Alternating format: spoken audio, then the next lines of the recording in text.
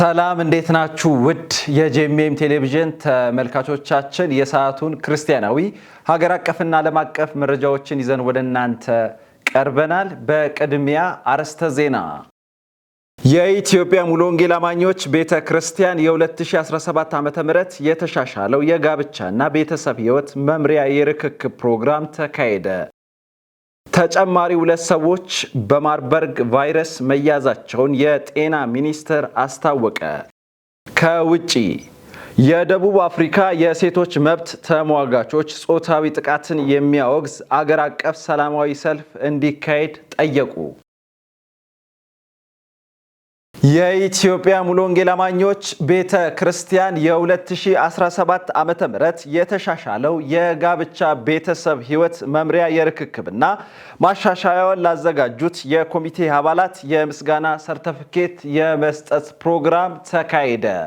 ህዳር 10 2018 ዓ.ም በሳሮ ማሪያ ሆቴል በተካሄደው የኢትዮጵያ ሙሉ ወንጌል አማኞች ቤተክርስቲያን የተሻሻለው የጋብቻና የቤተሰብ መምሪያ ርክክብና የእውቅና ሰርተፊኬት የመስጠት ፕሮግራም ላይ የቤተ እምነቱ ምክትል ፕሬዝዳንት መጋቢ ለወየው ስንሻው፣ የቤተ እምነቱ የወንጌል ተልእኮና የእረኝነት አገልግሎት ኃላፊ ፓስተር ታረቀኝ ውመታ፣ የጋብቻና ቤተሰብ መምሪያ አዘጋጅ ኮሚቴ አባላት ተገኝተዋል። በ2012 ዓ.ም ተዘጋጅቶ ቤተ እምነቷ ስትጠቀምበት የነበረው የጋብቻና የቤተሰብ መምሪያ ከክልሎችና ከየአጥቢያዎች በተነሱ የማሻሻያ ጥያቄዎች መሰረት ቤተ እምነቱ በጋብቻና ቤተሰብ አገልግሎት ላይ ረጅም ዓመታት በማገልገል መልካም ምስክርነትና ልምድ ያላቸውን አገልጋዮች ኃላፊነት በመስጠት ላለፈው 1 ዓመት የጋብቻና ቤተሰብ መምሪያ የማሻሻያ ስራ ሲሰራ ቆይቶ የነበረ ሲሆን ግብረ ኃይሉ ስራውን አጠናቆ ለስራ አመራር ቦርድ አቅርቦ ጸድቆ ለቤተ እምነቱ አስረክበዋል።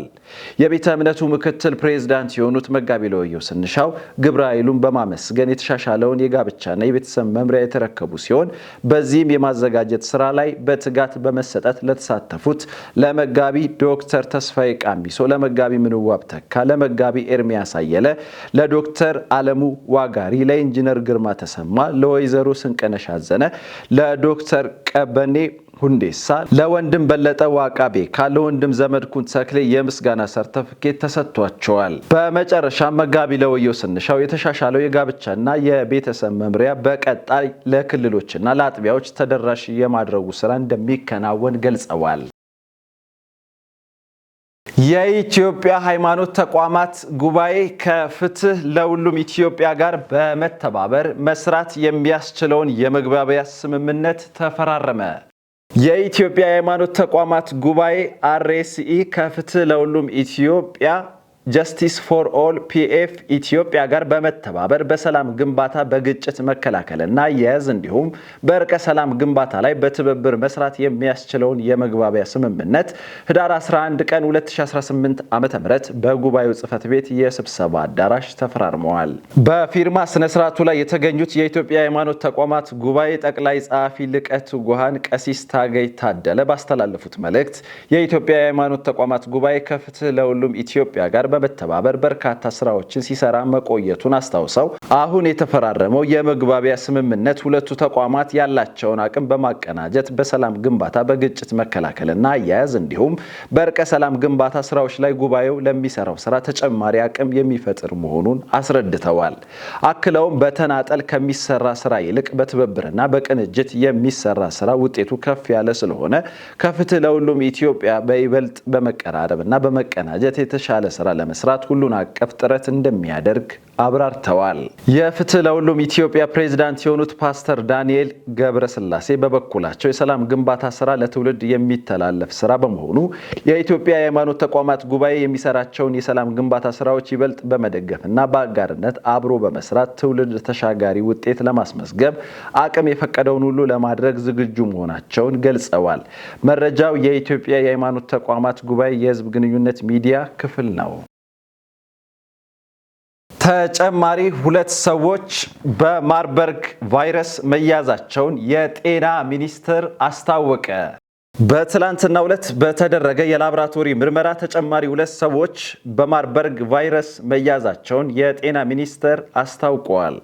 በዕለቱ 5 የላብራቶሪ ምርመራዎች መካሄዱ የተገለጸ ሲሆን 2 ሰው በቫይረሱ መያዙንና 3 ሰዎች ደግሞ ነፃ መሆናቸው ተገልጸዋል። በሽታው መከሰቱ ከተገለጸበት ቀን አንስቶ እስካሁን 33 የላብራቶሪ ምርመራዎች የተከናወኑ ሲሆን ቫይረሱ በ6 ሰዎች ላይ መገኘቱ ተመላክተዋል።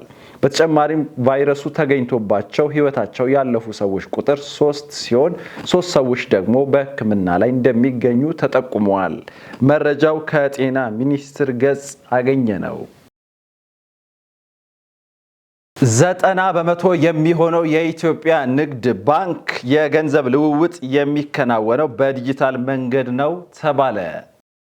የኢትዮጵያ ንግድ ባንክ ምክትል ፕሬዝዳንት የሆኑት አቶ ኤፍሬም መኩሪያ በባንኩ ከሚከናወነው የገንዘብ ልውውጥ ወይም ግብይት ውስጥ 90% የሚሆነው የሚፈጸመው በዲጂታል መንገድ መሆኑንና ከቀደመው ዓመት አንጻር በ17% ብልጫ እንዳለው ተናግረዋል።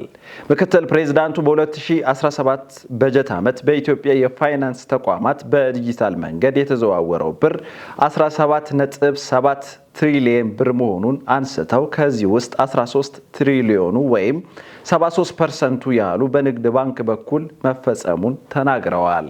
የዲጂታል ዝውውሮች እንደማደጋቸው ሁሉ የሳይበር ተጋላጭነትም እየጨመረ መሆኑን ያነሱት አቶ ኤፍሬም አሁን ላይ ግብይቶች ዲጂታል በመሆናቸው እየገጠማቸው ያለው ስጋት የሳይበር ጥቃትና የዲጂታል ማጭበርበር መሆኑን አንስተዋል። አቶ ኤፍሬም የሰው ሰራሽ አስተውሎትን በመጠቀም የሳይበር ስጋቶችን አስቀድሞ ለመለየት ለመከላከልና ምላሽ ለመስጠት ባንኩ እየሰራ መሆኑን ተናግረዋል። ዘገባው የሸገር ኤፍኤም ነው። ውድ የጄኤምኤም ቴሌቪዥን ተመልካቾቻችን ዜናዎቻችን እንደቀጠሉ ይገኛሉ። አሁን ደግሞ ወደ ውጪ ዜናዎች እናመራለን። በደቡብ አፍሪካ የሴቶች መብት ተሟጋቾች ጾታዊ ጥቃትን የሚያወግዝ አገር አቀፍ ሰላማዊ ሰልፍ እንዲካሄድ ጠየቁ። የደቡብ አፍሪካ የሴቶች መብት ተሟጋች ተቋማት ጾታዊ ጥቃት ሀገር አቀፍ ቀውስ ተብሎ እንዲታወጅ የሚጠይቅ ሰላማዊ ሰልፍ ሊያደርጉ ነው ተብለዋል። ሀገር አቀፍ ሰላማዊ ሰልፍ እንዲካሄድ በይፋ ጥያቄ ያቀረቡት ተቋማቱ ንቅናቄው የጀመሩት በማህበራዊ ሚዲያ ላይ ነበረ። በሴቶች ላይ የሚደርሰው ጾታዊ ጥቃት በተባባሰባት ደቡብ አፍሪካ የቡድን 20 አገራት ጉባኤ ከመጀመሩ አስቀድሞ ሰላማዊ ሰልፉ ለማካሄድ ታቅደዋል። ንቅናቄውን እንዲወክል የተመረጠው ወይን ጠጅ ቀለም የማህበራዊ ሚዲያ ገጻቸው መለያ በማድረግ ታዋቂ ሰዎች ድጋፋቸውን እያሳዩ ሲሆን ወይን ጠጅ ቀለም ጾታዊ ጥቃትን ለመከላከል የሚደረግ ንቅናቄን የሚወክል ተደርጎ ይወሰዳል። በከፍተኛ መጠን ጾታዊ ጥቃት ከሚደርስባቸው ሀገራት መካከል ደቡብ አፍሪካ በግንባር ቀደምትነት ትጠቀሳለች። በመላው ዓለም ካለው አማካይ አሃዝ በበለጠ በደቡብ አፍሪካ ሴቶች በ5 እጥፍ እንደሚገደሉ የተባበሩት መንግስታት መረጃ ይጠቁማል። ዘገባው የቢቢሲ ነው። በቪየትናም በደረሰ የጎርፍ አደጋ ቢያንስ የ41 ሰዎች ሕይወት ሲያልፍ 9 ሰዎች ጠፍተዋል ተባለ። በአገሪቱ ሳምንቱን ሙሉ ሳያቋርጥ የጣለው ከባድ ዝናብ ያልታሰበ የጎርፍ አደጋ ማስከተሉ ተገልጿል። በዚህ የጎርፍ አደጋ 52,000 ቤቶች ወድመዋል የተባለ ሲሆን ግማሽ ሚሊዮን የሚደርሱ ነዋሪዎችና ነጋዴዎች የኤሌክትሪክ ኃይል እንደተቋረጠባቸው ተገልጿል። ይህ አደጋ በቪየትናም ታሪክ ከ1993 በኋላ የተከሰተ ከባድ የጎርፍ አደጋ ነው ተብሏል። ዘገባው የቢቢሲ ነው። ውድ የጄኤምኤም ቴሌቪዥን ተመልካቾቻችን አርዕስተ ዜናዎችን እናስታውሳችሁ። የኢትዮጵያ ሙሉ ወንጌል አማኞች ቤተ ክርስቲያን የ2017 ዓ.ም የተሻሻለው የጋብቻና ቤተሰብ ሕይወት መምሪያ የርክክብ ፕሮግራም ተካሄደ። ተጨማሪ 2 ሰዎች በማርበርግ ቫይረስ መያዛቸውን የጤና ሚኒስቴር አስታወቀ። ከውጪ የደቡብ አፍሪካ የሴቶች መብት ተሟጋቾች ጾታዊ ጥቃትን የሚያወግዝ አገር አቀፍ ሰላማዊ ሰልፍ እንዲካሄድ ጠየቁ። ውድ የጄኤምኤም ቴሌቪዥን ተመልካቾቻችን ለሰዓቱ ያዘጋጀነው ክርስቲያናዊ ሀገር አቀፍና ዓለም አቀፍ መረጃዎቻችን ይህንን ይመስሉ ነበረ። ዜናውን ወደ እናንተ ያደረስኩት እኔ ኤልያስ ወንድሙ ሲሆን ያዘጋጁት ነፃነት ዋቁማ፣ ዳንኤል አንተነ በጋራ በመሆን ነው። ከቀሪ የጄኤምኤም ቴሌቪዥን ፕሮግራሞች ጋር እንድትቆዩ ጋበዝኩኝ። ሰላም ለእናንተ ይሁን።